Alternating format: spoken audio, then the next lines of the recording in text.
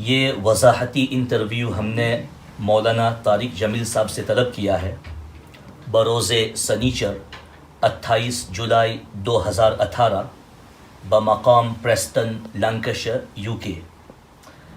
Interview طلب کرنے کی وجہ یہ ہے کہ کئی عرصے سے مولانا طارق جمیل صاحب کے خلاف سوشل میڈیا پہ اس قسم کی کلپس اور میسیجز آ رہے ہیں جس سے سننے والے کو ایسا پیغام دیا جا رہا ہے کہ مولانا طارق جمیل صاحب اپنے سامعین اور مخاطبین کو شیعہ بننے کی ترغیب دے رہے ہیں۔ مزید یہ بھی میسیج چلایا جا رہا ہے کہ مولانا طارق جمیل صاحب خود کا میلان شیعیت کی طرف ہے، ان کے عقائد کی طرف ہے۔ مولانا صاحب، سب سے پہلا سوال میرا یہ ہے کہ آپ نے اپنے کسی بھی بیان میں عمومی طور پر اور دربن ساؤتھ افریقہ کے بیان میں خصوصی طور پر سامعین حضرات کو شیعہ بننے کی ترغیب دی، ان کے عقائد، ان کے جو بلیفز ہے ان کو اپنانے کی دعوت دی یا نہیں؟ جزاک اللہ۔ بسم اللہ الرحمن الرحیم والصلاة والسلام علی رسولہ الکریم وعلی آلہ وصحبہ اجمعین۔ میرے بیان کا کلپ آن ایئر ہے، سوشل میڈیا پر چل رہا ہے، سارے حضرات اس کو سنیں کہ میں نے اس میں کس چیز کی دعوت دی ہے۔ میں کبھی کسی فرقے کو اپنانے کی دعوت نہیں دیتا ہوں، میں امت پنے کی دعوت دیتا ہوں۔ خود میں اہل السنت والجماعت کے عقائد کا پابند ہوں، اور علماء دیوبند نے جو علماء اہل سنت میں مجھے راجے ہیں میرے نزدیک، میں ان کو فالو کرتا ہوں۔ جزاک اللہ۔ دوسرا سوال یہ ہے کہ کیا آپ کا میلان ذرا سا بھی میلان ان کے عقائد اور بلیفز کی طرف ہے یا نہیں؟ ہم تو تمام صحابہ رضی اللہ عنہم اجمعین کو عدول مانتے ہیں بلا کسی جھجک اور بلا کسی تردد۔ ان کے خلاف ہم نہ کبھی زبان درازی کریں گے اور نہ زبان درازی کو برداشت کریں گے۔ مولانا صاحب، آپ بغرض وضاحت اور دفع تشویش کی خاطر اس سوال کا جواب دے اور اپنے موقف کی وضاحت فرمائے۔ میرا میلان، میرا یقین، میرا عقیدہ وہ ہے جو علماء دیوبند نے اہل السنت والجماعت کی تشریح کی ہے، تعبیر کی ہے۔ چونکہ میں امت پنے کی دعوت دیتا ہوں، اس لیے میں تمام فرق کی عزت کرتا ہوں، احترام کرتا ہوں، اپنی ذات کے لحاظ سے علماء دیوبند کو فالو کرتا ہوں۔ جزاک اللہ۔ اس وضاحت سے کافی باتیں الحمدللہ سامنے آ گئی ہے۔ مزید وضاحت کے خاطر میں آپ کو یہ بھی سوال کرنا چاہتا ہوں کہ آپ نے بیان میں فرمایا کہ سنی کو بنیان بناؤ اور شیعہ کو کرتا بناؤ، شیعہ کو اپنی بنیان بناؤ اور سنی کو کرتا بناؤ۔ آپ پلیز اس کی وضاحت فرمائیے، اس سے مراد کیا ہے؟ اس لیے کہ انہی الفاظ کے اوپر عام طور پر اشکال کیا جا رہا ہے اور اس کو نشانہ بنایا جا رہا ہے۔ یہ تو میں نے کہا ہی نہیں، میرا کلپ آن ایئر چل رہا ہے۔ میں نے یہ کہا ہے سنی کو بنیان بناؤ، امت کو کرتا بناؤ۔ ایک تشبیہ دی ہے، دیوبندیت کو بنیان بناؤ، شیعت کو، وہابیت کو۔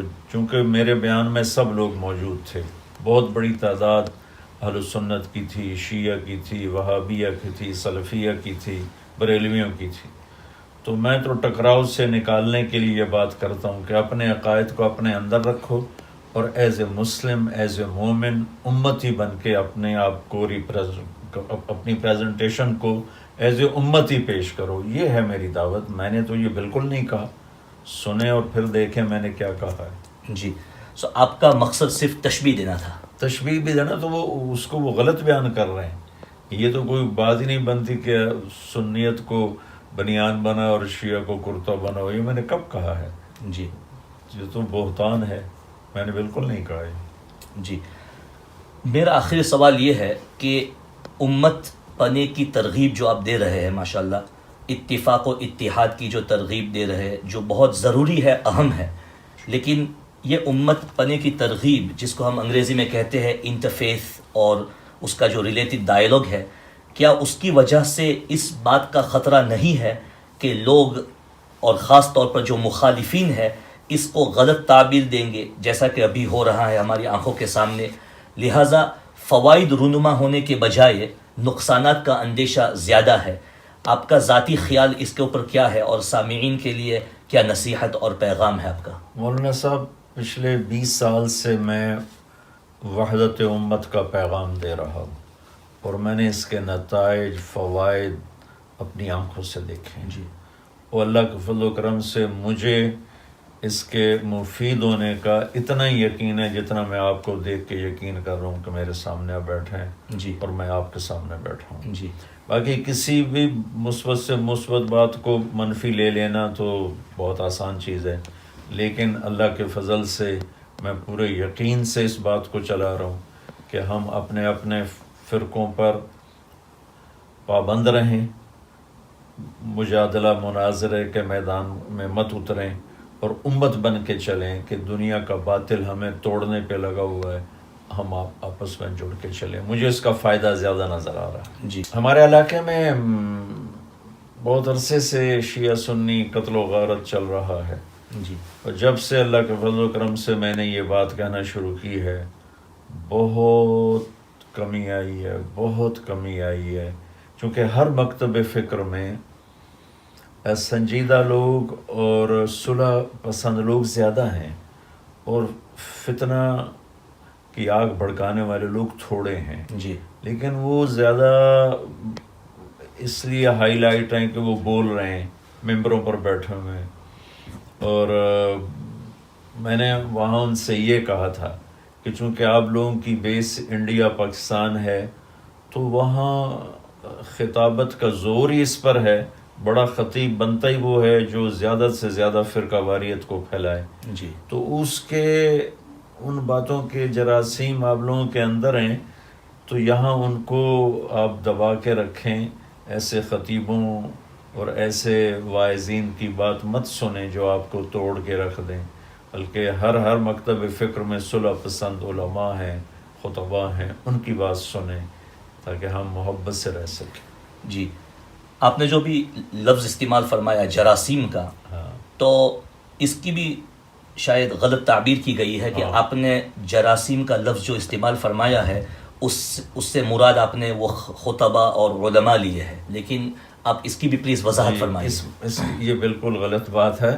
میں نے یہ بات کی ہے کہ منفی بات سننے کا ایک اثر ہوتا ہے، اس اثر کو میں نے جراثیم کہا ہے کہ چونکہ ہمارے ہاں ہماری بدقسمتی ہے کہ پازیٹیو بات کرنے والے انڈیا پاکستان میں تھوڑے ہیں اور نیگیٹو بات کرنے والے جو ممبر پر جو ہائی لائٹ ہیں بہت سے ہیں وہ پازیٹیو بات کرنے والے، لیکن ان کی اتنی سنی نہیں جاتی. نیگیٹو بات کرنے والے شعلہ بیاں ہیں، ان کی سنی جاتی ہے. جی. تو جو چیز سنی جائے گی اس کا اثر ہوگا. تو یہ میں نے ان سے کہا تھا کہ آپ ان کے اثر سے کچھ جراثیم لے کے یہاں بھی آئے ہوگے تو برائے مہربانی ان کو مت ظاہر ہونے دو. جی. جراثیم سے مراد ہرگز علماء وغیرہ نہیں ہے. استغفر اللہ، یہ کیسی بات. جی. ضروری ہے کہ یہ وضاحت ہو جائے. الحمدللہ ہم مولانا آپ کا بہت شکریہ ادا کرتے ہیں کہ آپ نے یہ وضاحتی انٹرویو دیا، اور ہم مزید اللہ سے دعا کرتے ہیں کہ اللہ تعالی ہم سب کو راہ راست پر رکھے، صراط مستقیم پر رکھے اور ایمان پر خاتمہ فرمائے اور آپس میں اتفاق اور اتحاد قائم فرمائے. آمین یا رب العالمین.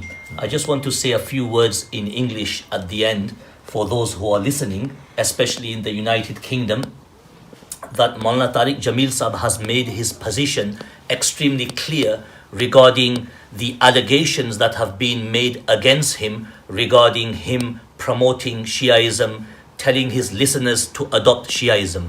Maulana Sahab has very clearly refuted those allegations, and he has clearly stated that I am from the Ahlus Sunnah wal Jama'ah. I adhere to the principles of Deoband, and I have studied at the feet of the ulama Deoband, the scholars of Deoband, and those are the beliefs and practices which I have adopted and will continue to adopt. So I hope all the brothers who are listening will appreciate this clarification from Maulana Tariq Jamil Sahab, and I hope that you will spread this message far and wide that this is the true position of Maulana Tariq Jamil Sahab, and if there are any allegations out there, those allegations are unfounded and they are mere allegations.